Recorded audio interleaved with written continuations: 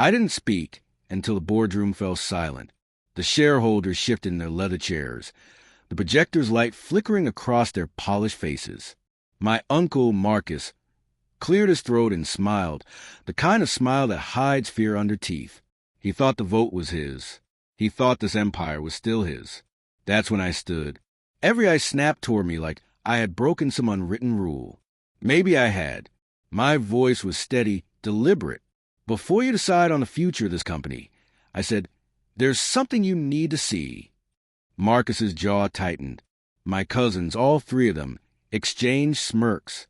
To them I was just the intern, the quiet shadow at the back of every meeting, the one who fetched coffee, who stayed late when no one noticed, who typed the minutes like a ghost. They didn't know. They never paid attention. They didn't understand that silence isn't weakness. Silence watches. Silence waits. The board members frowned as I slid a folder onto the table.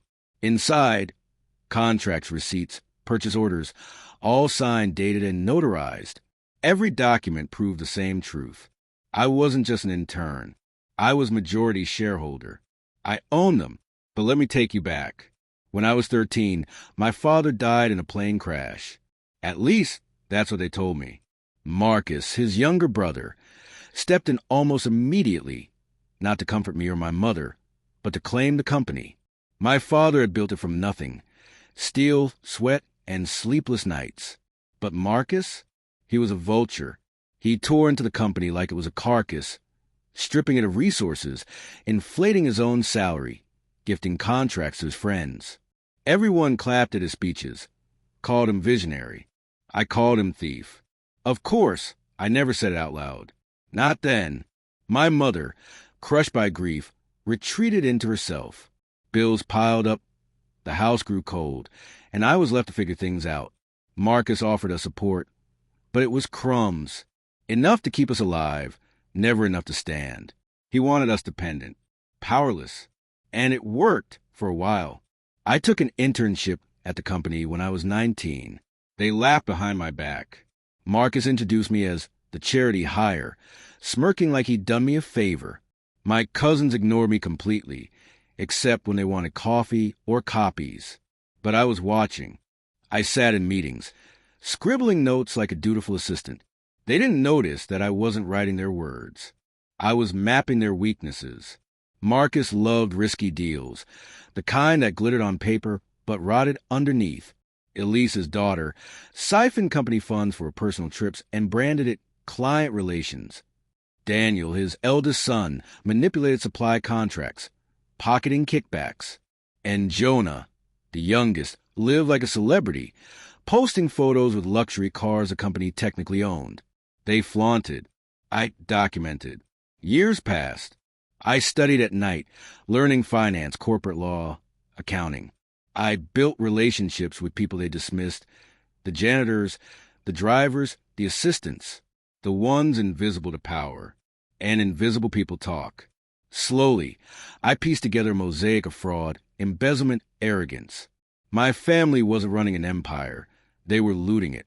Then came the day I turned 25. A letter arrived in an envelope sealed with wax.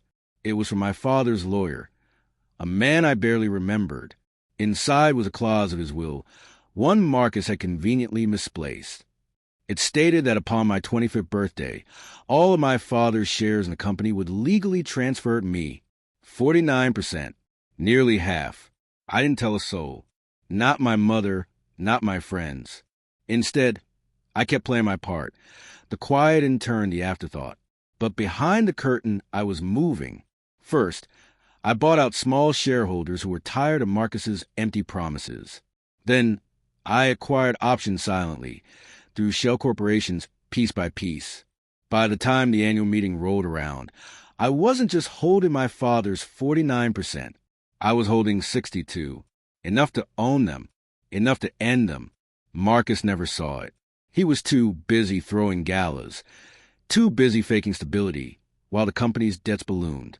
Elise was in Paris, Daniel in Dubai, Jonah in court over a bar fight. None of them cared to look at the girl in the corner with the notepad. So when the vote came to elect a new CEO, Marcus swaggered in, convinced he'd win by default. He gave a speech about legacy, about vision, about bloodlines. People clapped politely. Then I stood. You talk about legacy. I said, let's tell the truth about it. The folder hit the table like a gavel. Contracts, shares, bank transfers. All in my name. The room froze.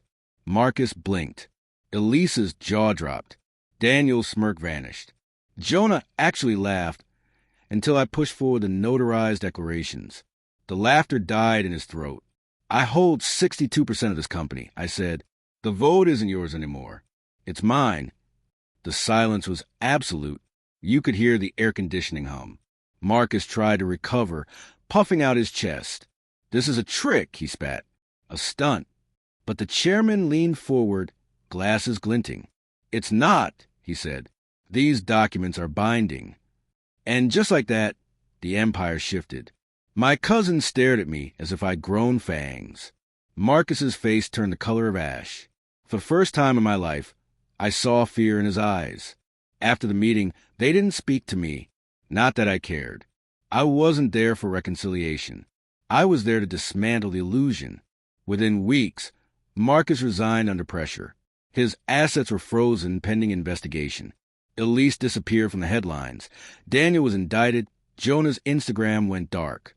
The family that once laughed at me, ignored me, dismissed me, they crumbled. I didn't throw a party. I didn't buy a mansion. I kept the same apartment, the same car. People whispered that I was strange, that I should celebrate, that I should flaunt my victory. But I didn't need to. I'd already won the moment I stood in that boardroom and said, the company is mine. Sometimes revenge doesn't roar. Sometimes it doesn't scream. Sometimes it's quiet.